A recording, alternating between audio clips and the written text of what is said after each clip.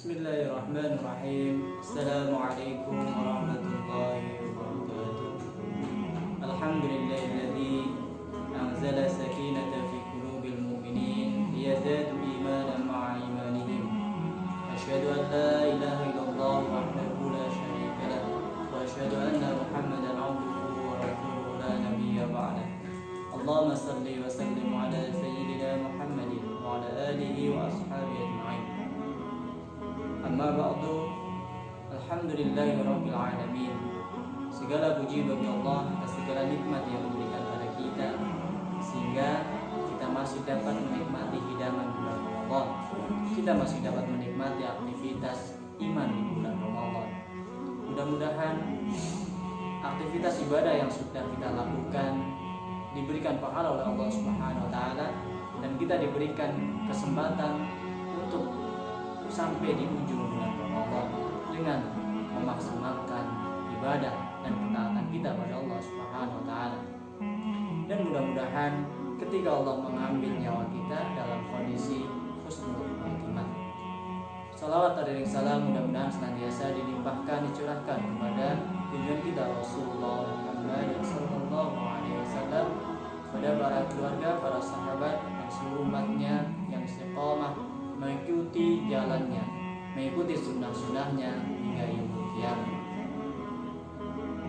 Allah Subhanahu wa taala menjadikan bulan Ramadan, salah satu fungsi di bulan Ramadan adalah sebagai syahrul tarbiyah, yaitu bulan pendidikan, bulan tarbiyah. Maka kita sebagai seorang mukmin, dalam hal ini spesial sebagai seorang orang tua, maka harus mampu menjadikan bulan Ramadan itu sebagai waktu untuk mentarbiyah, mendidik, membina anak-anak kita dengan sebaik-baiknya. Ada 3 hal penting yang harus kita lakukan sebagai orang tua kepada anak-anak kita.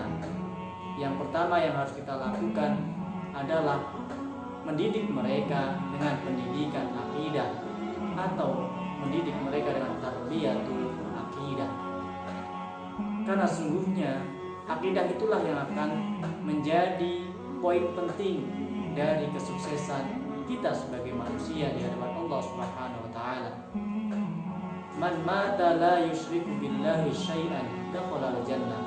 Barang siapa yang mati tanpa menyekutukan Allah dengan sesuatu apapun, maka Allah jamin masuk surga. Maka akidah itu menjadi sangat penting kita berikan pendidikannya kepada anak-anak kita. Bagaimana kita mengenalkan Allah Subhanahu wa taala dengan segala kebesarannya, kemahakuasaannya. Kita mengenalkan Allah dengan berbagai macam nama dan sifatnya, sehingga anak-anak kita akan semakin mengenal Allah dan semakin dekat.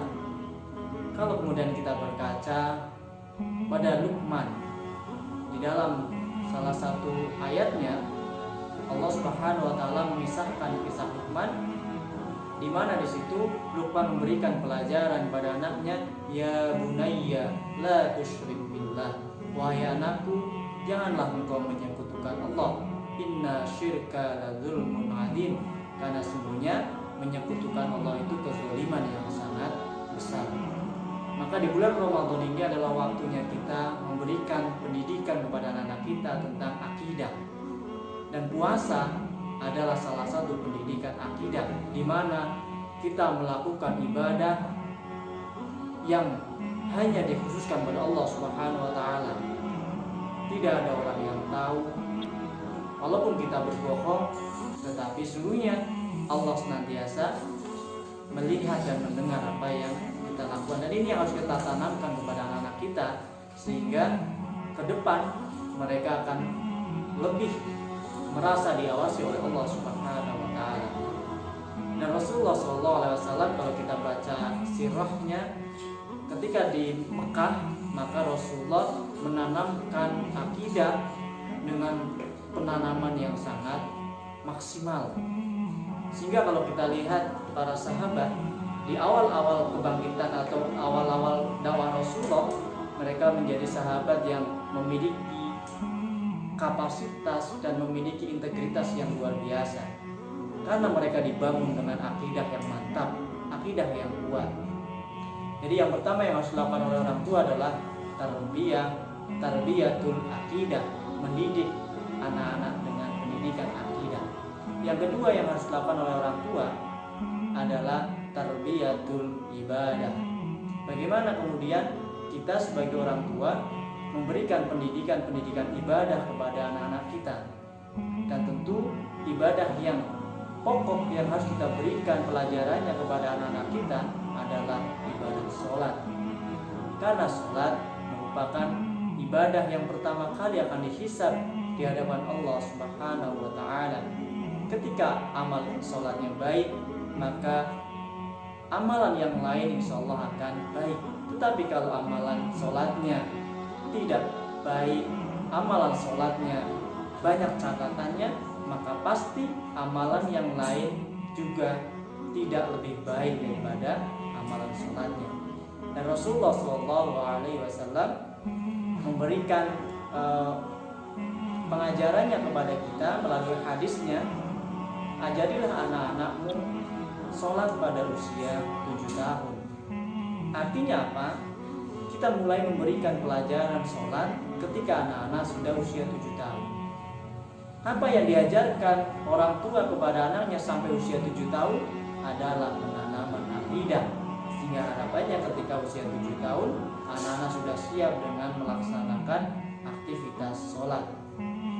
Pada usia 10 tahun belum melaksanakan sholat, maka Rasulullah memberikan hak atau memberikan kewenangan kepada orang tua untuk memukulnya. Tentu memukul dengan pukulan-pukulan yang tidak membekas, memukul di wilayah-wilayah di daerah yang kemudian tidak dilarang untuk memukulnya.